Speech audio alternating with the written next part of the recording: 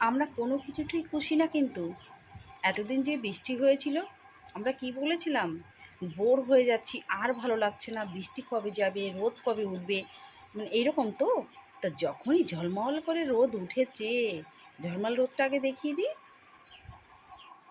মোবাইলটার বাইরে বের করে দেখাতে হবে।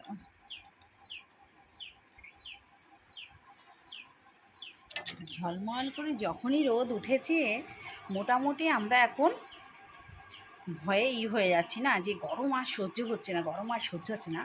কিন্তু আমি একটা কথা বলি আপনাদের, জল যদি লোহায় লাগে মরিচা ধরে যায়, ঠিক আছে? তেমনি বৃষ্টি যদি সবসময় হয় তবে আমাদের পরিবেশে মরিচা ধরে যায়। সূর্যমামা আমাদের বাঁচিয়ে দেয়। সূর্যমামা কী করে? সেই জীবাণুটা নাশ করে দেয়। তাই আমাদের সব কিছুই প্রয়োজন, কিন্তু তার লিমিটের বাইরে গেলে সেটা আমাদের ক্ষতি করে। কিন্তু সূর্যালোকে আমরা যদি কাজ করতে পারি, মানে আমি দেখেন ঘেমে যাচ্ছি জল জল, তবে কিন্তু আমরা এতটাই হার্ডলি, এতটাই মজবুত হয়ে যাব যে কোনো কিছু আমাদের কিছু করতে পারবে না। একটা কথা আপনাদের বলি, আমি কিন্তু গ্রামে থাকি। তো যখন করোনা হয়েছিল, কতটা 20 সালে হয়েছিল হয়তো, 2020 সালে, তখন শহরে অনেকেরই করোনা হয়েছিল কম বেশি। অনেকেই ভাগ্য খারাপ বলে চলে গেছে, তারা এই জগতে নেই। তারা যদি বেঁচে থাকতো অনেক ভালো হতো, কারণ কি তার ওষুধ সব কিছু বেরিয়ে গেছে।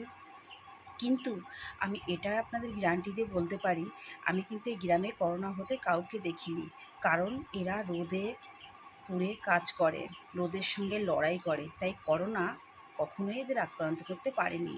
তাই এটুক থেকেই বুঝেছি গ্রামের লোকের মরিচিকা খুব তাড়াতাড়ি ধরে না। আর কিছু বলার নেই, এটুকু বলবো, সোনা ঝালাই করে কিন্তু খাঁটি 24 ক্যারেট সোনা বের করতে হয়।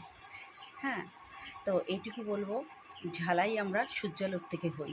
আর যদি সবসময় বৃষ্টি হতো তাহলে আর আমাদের কি বলবো, কিছু বলার নেই। আপনারা বুঝতেই পারছেন, পুরো মরীচিকা ধরে যেত পরিবেশে, সব কিছুর মধ্যে।